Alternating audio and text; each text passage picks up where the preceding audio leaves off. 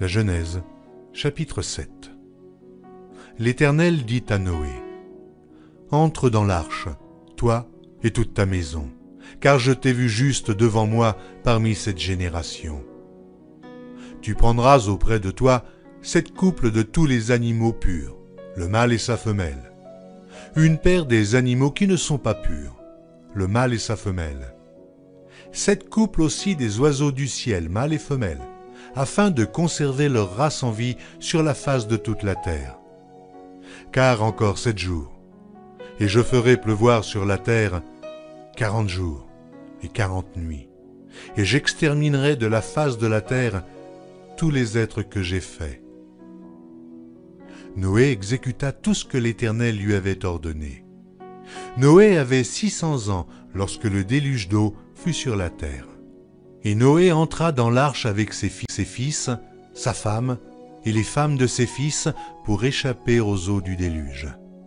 D'entre les animaux purs et les animaux qui ne sont pas purs, les oiseaux et tout ce qui se meut sur la terre, il entra dans l'arche auprès de Noé 2 à 2, un mâle et une femelle, comme Dieu l'avait ordonné à Noé. 7 jours après, les eaux du déluge furent sur la terre.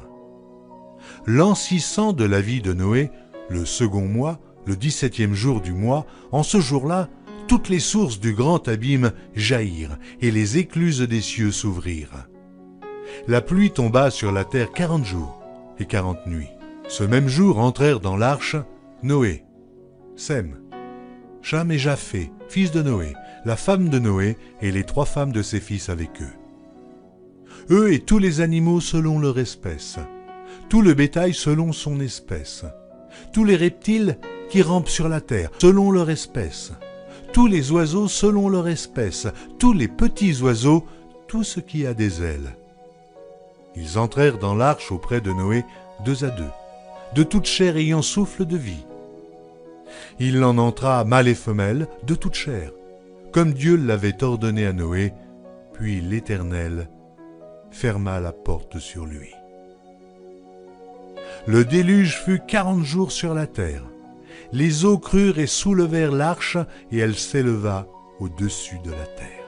Les eaux grossirent et s'accrurent beaucoup sur la terre, et l'arche flotta sur la surface des eaux.